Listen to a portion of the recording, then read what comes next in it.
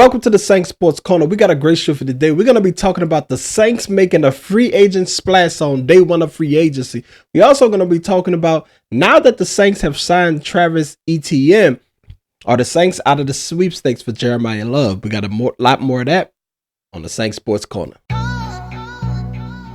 Yeah. Who that? Who that?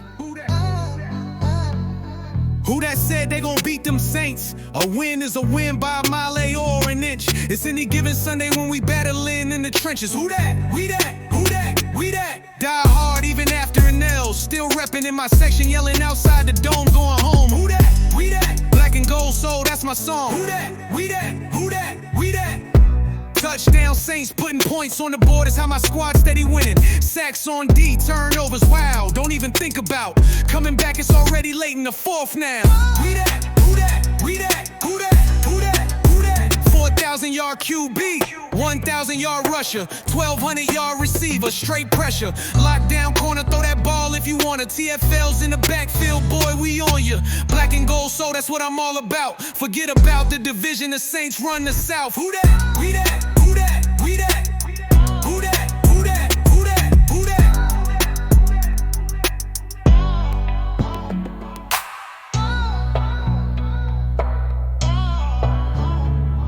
Who that?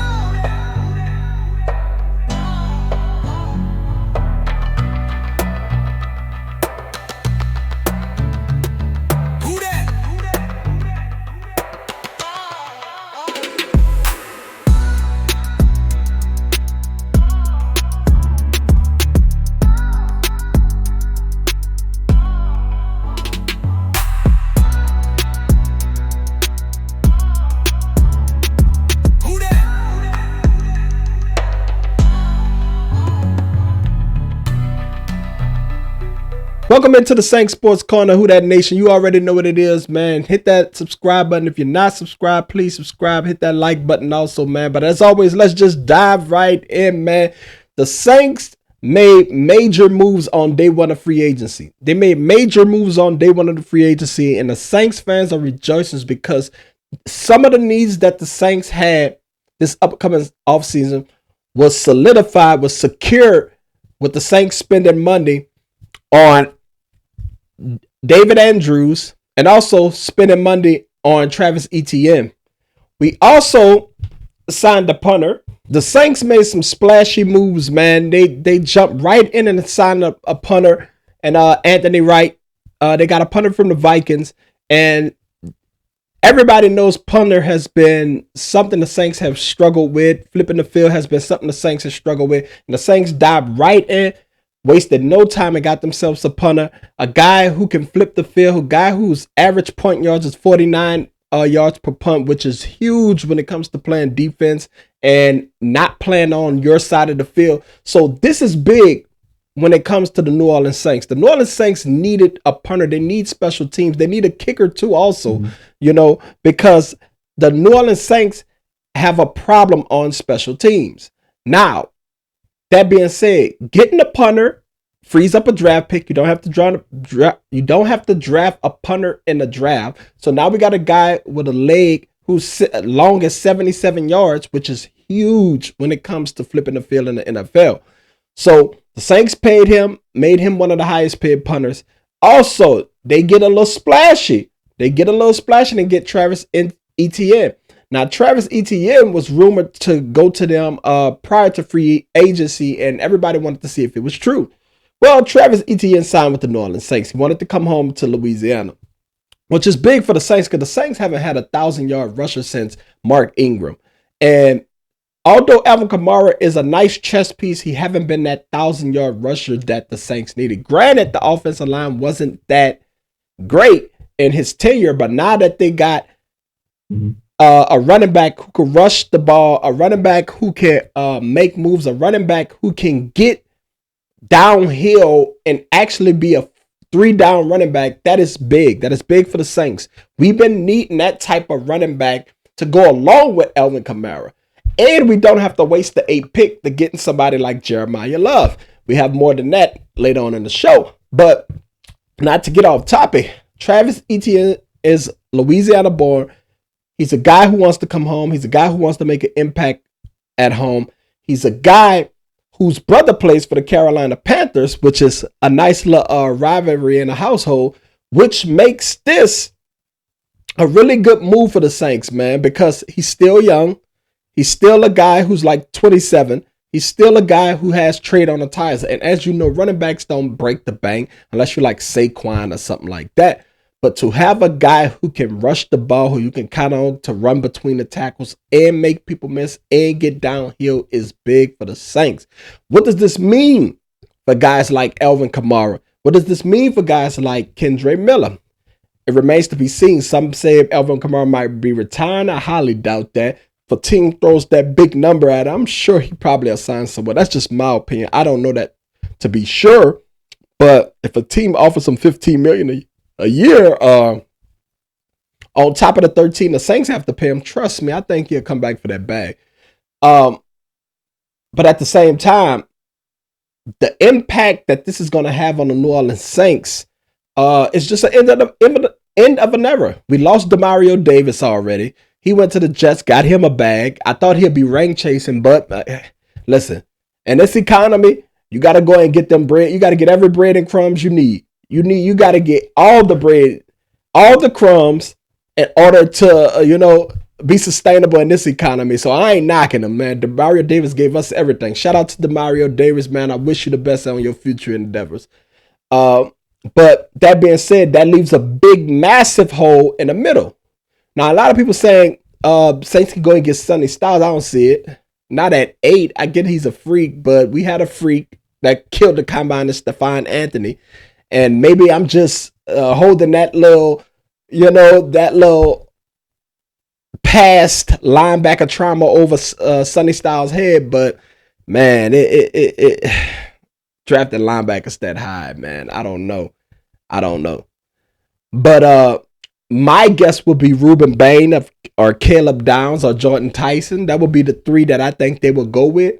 If Love somehow makes it to 8, it'll be a tough conversation.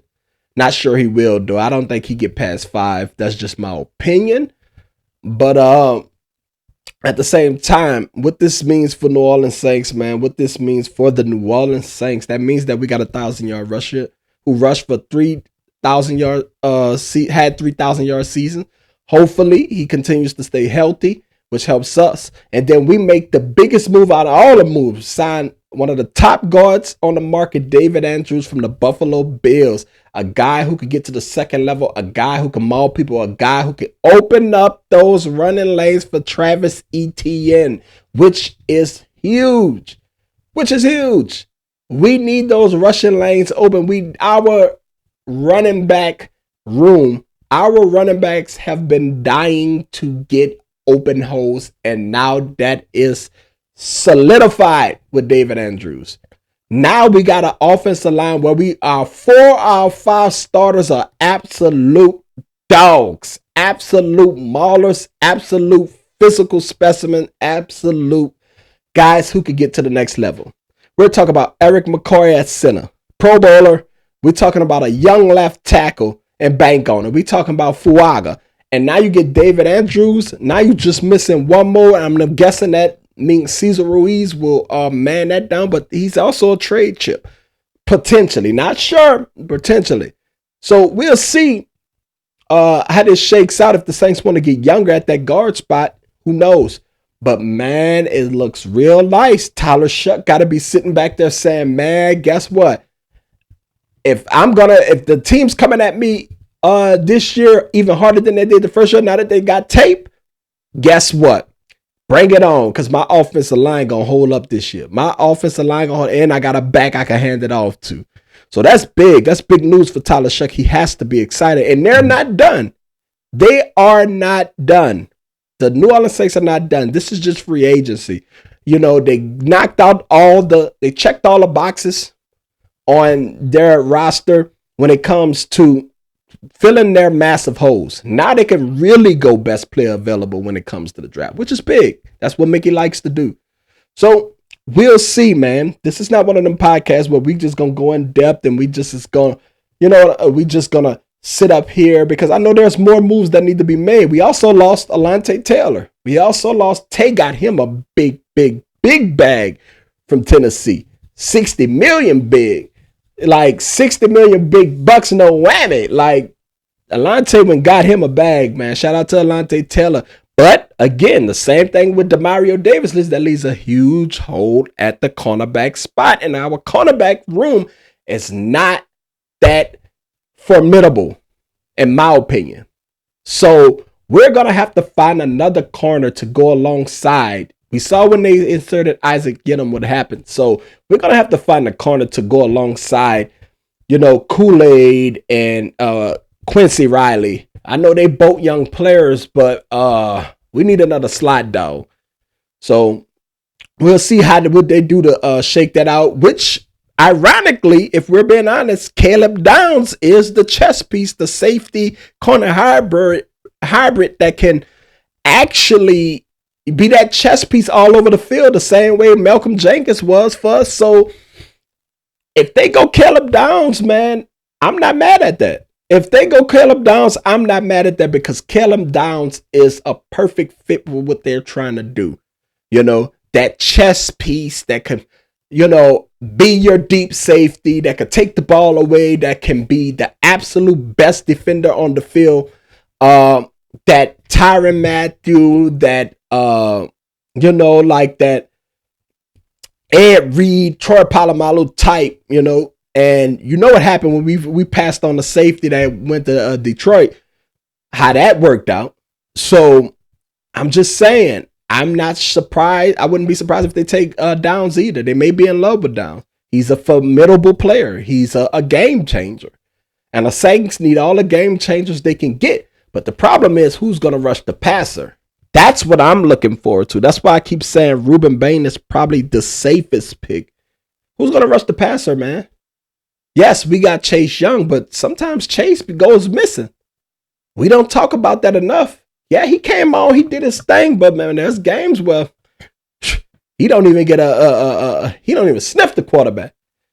So we gotta be honest about what's really going on.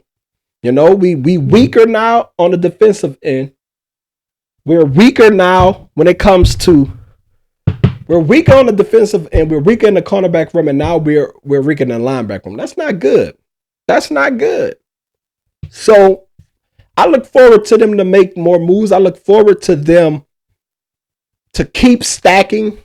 There's still some moves that that's gonna get made. So the Saints are doing their thing right now, though.